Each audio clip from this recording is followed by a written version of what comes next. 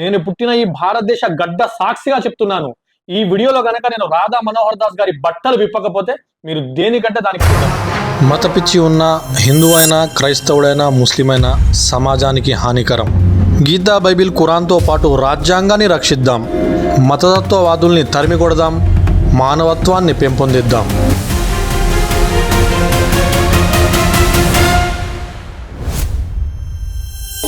జీవిస్తున్న నేను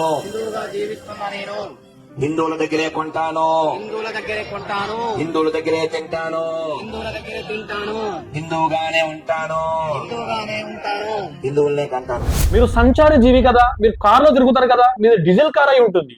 డీజిల్ కారులో తిరుగుతున్నారు కదా, మరి ఆ కారు సృష్టికర్త ఎవరు? ఎవరినైతే మీరు గొర్రె అంటున్నారో ఆ క్రైస్తవుడే ఆ కారు యొక్క సృష్టికర్త.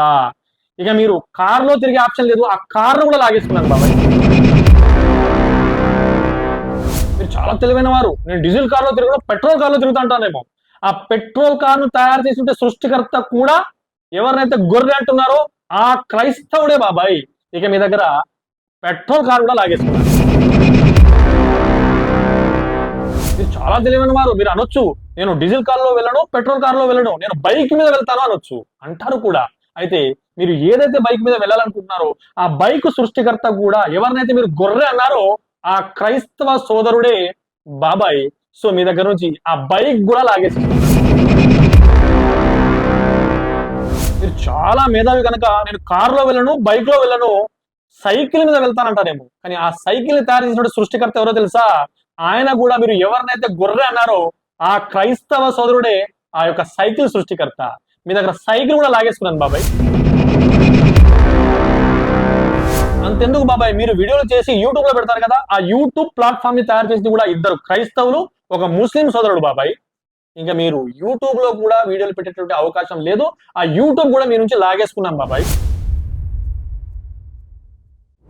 బాబాయ్ మీరు కూరగాయలు కొనడానికి వెళ్తే కూరగాయలు కూడా కొననివ్వం బాబాయ్ నేను. ఎందుకంటే మీరు టమాటాలు కొంటారు కదా మార్కెట్ లో, ఆ టమాటాలు కూడా మన దేశపు సీడ్ కాదు, బయట దేశం నుంచే వచ్చింది.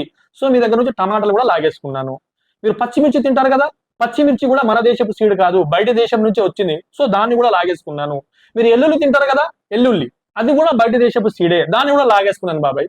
బాబాయ్ ఆలుగడ్డ తింటారు కదా మీరు, ఆలుగడ్డ కూడా బయట దేశపు సీడే, దాన్ని కూడా లాగేసుకున్నాం బాబాయ్. ఏదైతే మీరు ఎడారి మతాలు అని చెప్పేసి ఎటకారంగా మాట్లాడతారో ఆ ఎడారి మతాల ఎడారి దేశాల నుంచి వచ్చేటువంటి సీడ్సే నేను చెప్పినటువంటి కూరగాయలు. ఇంకా చాలా ఉన్నాయి బాబాయ్, కానీ ఇవన్నీ మీరు చెప్తే తినకుండా ఎక్కడ బక్క చిక్కిపోయి ప్రమాదంలో పడతారని నేను బాధతో ఇంకా లీస్ట్ చెప్పట్లా మీకు. కనీసం నేను చెప్పకుండా ఉంటే అవన్నీ తిని మీరు బతుకుతారని. ఆ తర్వాత బాబాయ్ మీరు బాగా వీక్ అయినప్పుడు కొంచెం డ్రై ఫ్రూట్స్ వాడతారు కదా, డ్రై ఫ్రూట్స్ లో 90% కాశ్మీర్ నుంచి వస్తాయి. ఆ కాశ్మీర్ లో పండించే వాళ్ళందరూ కూడా ముస్లింలే బాబాయ్. మీరు ఆ డ్రై ఫ్రూట్స్ తినేటువంటి ఏదైతే అవకాశం ఉన్నదో అది కూడా కోల్పోయారు, వాటిని కూడా లాగేసుకున్నాం బాబాయ్. మీరు కుంకుమ పువ్వు తింటారు కదా, అంటే అదే సాఫ్రాన్ అంటారు కదా, నీటిలో కలుపుకొని బలం కోసం తాగుతారు కదా, అది కూడా కాశ్మీర్ లో పండుతుంది లేదా ఇరాన్ లో పండుతుంది. అవి కూడా ముస్లింల చేతి నుంచి ఇక్కడికి వస్తుంది. సో మీరు అది కూడా తినే అవకాశాన్ని కోల్పోయారు, అవి కూడా మీ నుంచి లాగేసుకున్నాను బాబాయ్. మీరు బాధపడకండి బాబాయ్, నన్ను క్షమించండి ఇవన్నీ లాగేసుకున్నందుకు. నేను ఇవన్నీ ఎందుకు లాగేసుకున్నానంటే మీరు ఒక మాట అన్నారు, 20 సంవత్సరాల తర్వాత ఈ దేశం అంతా ఇస్లామిక్ దేశంగా మారుతుంది అన్నారు. ఇస్లామిక్ దేశంగా మారాలి అనేటువంటి మీ సంకల్పం, మీ కోరిక, మీ ఉద్దేశం ఏదైతే ఉందో అది పూర్తిగా నెరవేరితే ఇలా లాక్కుంటామని ఒక ఉదాహరణ చూపిస్తున్నాం బాబా మీకు. ఎందుకంటే ఒక వ్యక్తిని దొంగ దొంగ దొంగ అని పసలనుకోండి, వాడు మంచోడైనా సరే దొంగగా మారిపోతాడు, అవునా కదా? ఒక వ్యక్తిని గొర్రె గొర్రె గొర్రె అన్నారనుకోండి, ఇదేంట్రా నస అని చెప్పేసి అతను కూడా ఇరిటేట్ అవుతాడు. ఇలాగా ఒక వ్యక్తిని కొన్ని తప్పులు లోపాలు ఉన్నా కూడా సరిదిద్ది నువ్వు మంచోడిరా బాబు అంటే వాడు మంచోడు అవుతాడు, కానీ నువ్వు దొంగ దొంగ దొంగ అంటే వాడు దొంగగా మారుతాడు. సో మీరు 20 సంవత్సరాలు ఏదైతే ఫ్యూచర్ ఎక్స్పెక్ట్ చేస్తున్నారో, ఆ ఫ్యూచర్ లో ఎలా జరగబోతుందని ఆశిస్తున్నారో, అవన్నీ ఇలా లాక్కుంటే ఎలా ఉంటుందో మీకు ఉదాహరణ చూస్తున్నాం బాబాయ్. మీరు ఇమాజిన్ చేయండి, మీ దగ్గర నుంచి ఎలా ఎలా లాక్కుంటున్నామో అన్ని లాక్కుంటాం బాబాయ్. ఎందుకంటే మీరు హిందువుల దగ్గరనే తినాలి అన్నారు, హిందువుల దగ్గరనే కొనాలి అన్నారు, కాబట్టి ఇవన్నీ లాగేసుకుంటున్నాం మేము. ఈ వీడియో కేవలం మతోన్మాదులను ఉద్దేశించి తీస్తున్నాను, సెక్యులర్ హిందువుల కోసం కాదు. దయచేసి ఈ వీడియోను పూర్తి హిందూ సమాజానికి ఆపాదించకూడదు అని మనవి చేసుకుంటున్నాను. బాబాయ్ మీరు ప్రతిజ్ఞ చేయించారు హిందువుల దగ్గరే తింటాను అని, అంటే క్రైస్తవుల దగ్గర ముస్లింల దగ్గర మీరు తినరు. అయితే వరంగల్ నుంచి 30 కిలోమీటర్ల దూరంలో ఒక గ్రామం ఉంది, నెక్కొండ గ్రామం. ఆ గ్రామంలో రాజస్థాన్ కు చెందినటువంటి కాలురామ్ అనే ఒక హిందూ ఒక ఐస్ క్రీమ్ బండి పెట్టాడు. రోజు ఐస్ క్రీమ్ అమ్మేవాడు పాపం తనకి ఏమైందో తెలియదు కానీ తన ఫ్లేవర్ తగ్గినట్టుంది. సో తను ఏం చేశాడంటే తన వీర్యాన్ని తీసి ఫ్లేవర్ లాగా యూజ్ చేసేవాడు.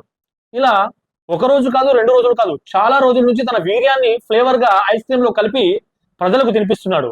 చూసినటువంటి స్థానికులు వీడియోలు తీసి పోలీస్ స్టేషన్ లో కంప్లైంట్ ఇస్తే ఎఫ్ఐఆర్ అని తనను అరెస్ట్ చేశారు. అస్సాం గువాహటిలో అక్రూల్ సాహిని అనేటువంటి ఒక హిందూ పానీపూరి బండి పెట్టి, మరి తనకు నీళ్లు షార్టేజ్ అయ్యాయో లేకపోతే నీళ్లు కొనే స్తోమత లేదో తెలియదు కానీ మూత్రం పట్టి ఆ పానీపూరిలో కలిపి తినిపిస్తున్నాడు ప్రజలకు. గమనించినటువంటి స్థానికులు వీడియోలు తీసి పోలీస్ స్టేషన్ లో కంప్లైంట్ ఇస్తే ఎఫ్ఐఆర్ అయింది. అయినా కూడా మీరు హిందువుల దగ్గర తింటారంటే నాకు ఏ అబ్జెక్షన్ లేదు బాబాయ్, మీ ఇష్టం. ఏం చేయాలో తెలియక ఒక పని మనిషిని పెట్టి ఇంట్లోనే వండించుకొని తింటానంటారేమో, అలా కూడా చేసే అవకాశం మీకు ఇవ్వను బాబాయ్. ఎందుకంటే యూపీ గాజియాబాద్ లో రీనా అనేటువంటి ఒక పని మనిషి తను మూత్రంతో పిండి కలిపి యజమానికి పెట్టేది. ఎంత పవర్ఫుల్ మూత్రం అంటే ఆ యొక్క యజమాని కిడ్నీలే పాడైపోయాయి. హాస్పిటల్కి వెళ్ళి ఎంత ట్రీట్మెంట్ చేసుకున్నా కూడా కిడ్నీలు నయమైనటువంటి పరిస్థితి లేదు. ఇది ఏంటి ఇలా జరుగుతుందని ఒక రోజు తనకు ఎందుకో పాపం అనుమానం వచ్చి సీసీ కెమెరా పెట్టాడు వంటగదిలో. సీసీ కెమెరాలో ఆ రీనా అనేటువంటి ఆ హిందూ అమ్మాయి చిక్కింది, ఆ పని మనిషి చిక్కింది. అది తీసుకెళ్లి పోలీసులకు కంప్లైంట్ ఇస్తే పోలీసులు అరెస్ట్ చేశారు, ఎఫ్ఐఆర్ అయింది. ఇలా చెప్పుకుంటూ పోతే కొంతమంది హిందువులు తినుబండారాలు చేసేటటువంటి క్రమంలో తన నాణ్యత విషయంలో, తన పరిశుభ్రత విషయంలో వీడియోలు చూసినట్లయితే మీరు 3 రోజుల వరకు అన్నం తినకుండా ఉంటారు. అయినా కూడా మీరు వారి దగ్గరే తింటాను అంటే మాకు ఎలాంటి అభ్యంతరం లేదు బాబాయ్, మీ ఇష్టం, మీకు స్వేచ్ఛ ఉంది. ఇక బాబాయ్ మీరు అంటారేమో నేను పని మనిషిని కూడా పెట్టుకోను, ఇంట్లోనే గ్యాస్ స్టవ్ మీద వండుకొని తింటాను అంటారేమో.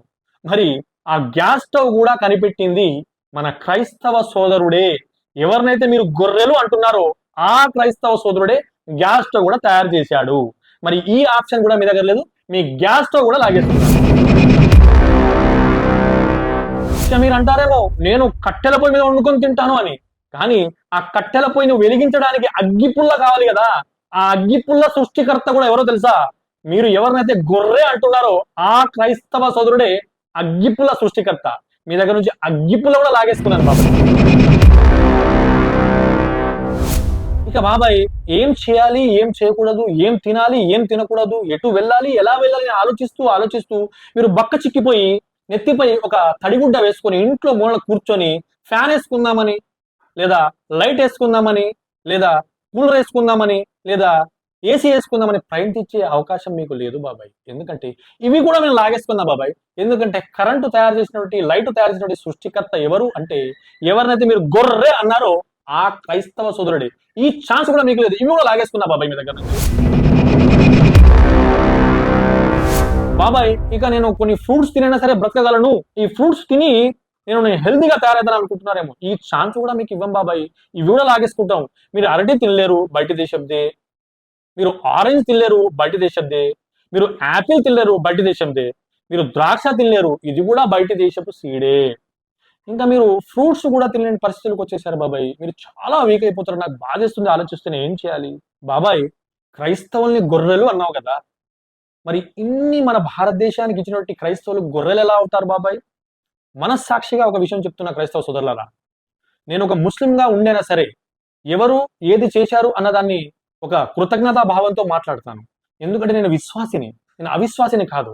ఎవరు మంచి చేసినా దాన్ని ఎత్తి చూపించడం నా యొక్క కర్తవ్యం. ఈనాడు భారతదేశానికి ఇవన్నీ ఇచ్చినటువంటి మీ భిక్ష ఇది. ఒక ముస్లింగా చెప్తున్నాను, మీరు భారతదేశానికి ఇవన్నీ ఇచ్చారు కదా, ఇదంతా మీ క్రైస్తవుల భిక్ష. ఈ భిక్షతో మేము బ్రతుకుతున్నాం ఇక్కడ. ఇది మీరు కూడా రియలైజ్ కాలేదు కావచ్చు బహుశా. నేను గర్వంగా చెప్తున్నాను, మా క్రైస్తవ సోదరులు ఇచ్చినటువంటి ఏదైతే విషయాలు ఉన్నాయో, ఇవన్నీ ఏవైతే టెక్నాలజీ మాకు ఇచ్చారో, ఇవన్నీ కూడా మా భారతదేశానికి పెట్టినటువంటి భిక్ష అని నేను ధైర్యంగా చెప్పగలను. బాబాయ్ ఈ మాట మీరు చెప్పగలరా? చెప్పలేరు. ఎందుకంటే మీరు మతోన్మాది కనుక. నేను ఒక విశ్వాసం కనుక చెప్పగలుగుతున్నాను. హిందువులము, ఆ తర్వాత ముస్లింలు చేశాము, కానీ కొన్నే చేశాము.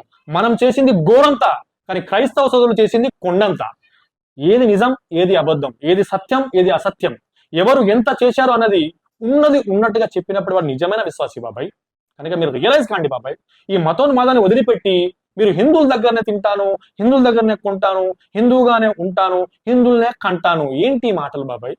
ఇది ఎందుకు ఇలా చేస్తున్నారు? క్రైస్తవులు ముస్లింలు మనుషులు కాదా? వాళ్ళు ఈ దేశ వాసులు కాదా? ఎందుకు ఇలా మాట్లాడుతున్నారు బాబాయ్? ఎన్ని నాళ్ళు ఇంకా? చివరిగా నేను బాబాయ్ బట్టలు కూడా లాక్కుంటానని చెప్పేసి నేను పుట్టిన గడ్డ సాక్షిగా చెప్పాను కదా, మన ధర్మాన్ని నెరవేర్చుకోవాలి కదా. అయితే బాబాయ్ ఏదైతే షర్ట్ వేసుకున్నారో అది కుట్టించి మరీ వేసుకున్నారు. ఎక్కడ కుట్టించారు? కుట్టు మిషన్ మీద కుట్టించారు. ఈ కుట్టు మిషన్ సృష్టికర్త ఎవరు? ఎవరినైతే బాబాయ్ గొర్రె అన్నాడో ఆ క్రైస్తవ సోదరుడి దీని యొక్క సృష్టికర్త. ఇది కూడా లాగేసుకున్నాను బాబాయ్, నీ బట్టలు కూడా లాగేసుకున్నాను. నేను ఈ వీడియోకు పూర్తి న్యాయం చేశాను అనుకుంటున్నాను బాబాయ్.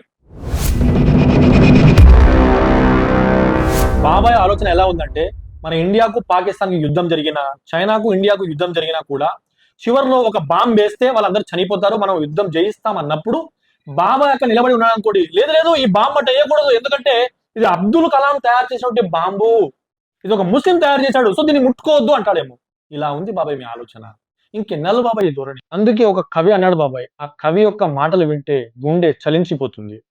అన్నార్థులు అనాథలుండని ఆనవయుగమదెంత దూరం, కరువంటూ కాటకమంటూ కనిపించని కాలాలెప్పుడో, అన్నార్థులు అనాథలుండని ఆనవయుగమదెంత దూరం, కరువంటూ కాటకమంటూ కనిపించని కాలాలెప్పుడో, కులమతాల సుడిగుండాలకు బలి అయిన పవిత్రులెందరో, కులమతాల సుడిగుండాలకు బలి అయిన పవిత్రులెందరో, భరతావని బలపరాక్రమం చెరవీడే దిక్కెన్నాళ్ళు, భరతావని బలపరాక్రమం చెరవీడే దిక్కెన్నాళ్ళు.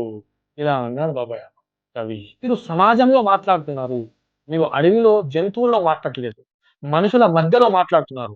పైగా మీరు ఒక ప్రతినిధిగా ఒక హిందూ సమాజానికి ఒక పెద్దగా చలామణి అవుతున్నారు. మీ నోటి నుంచి ఏ మాట వచ్చినా కూడాను ఇది ఐక్యత భావాన్ని పెంపొందించి దేశాన్ని అభివృద్ధి వైపుకు తీసుకెళ్లేలా ఉండాలి బాబాయ్. చిన్నవానైనా ఈ మాట చెప్తున్నాను, దీన్ని జాగ్రత్తగా మీరు గమనించి నెక్స్ట్ టైం మాట్లాడినప్పుడు ఇంప్లిమెంట్ చేస్తారని ఆశిస్తున్నాను బాబాయ్. నేను మళ్ళీ చెప్తున్నాను, ఈ వీడియో కేవలం మతోన్మాదులను ఉద్దేశించే చెప్పాను, సెక్యులర్ హిందువుల గురించి కాదు. ఎవరైనా సరే ఈ విషయాన్ని సెక్యులర్ హిందువులకు ఆపాదిస్తే అది నా బాధ్యత కాదు. కనుక మిత్రులారా, ఈ వీడియో మీకు నచ్చితే ఒక లైక్ చేయండి, మీ మిత్రులకు షేర్ చేయండి. మళ్ళీ మరొక వీడియోలో కలుద్దాం. అంతవరకు జై హింద్.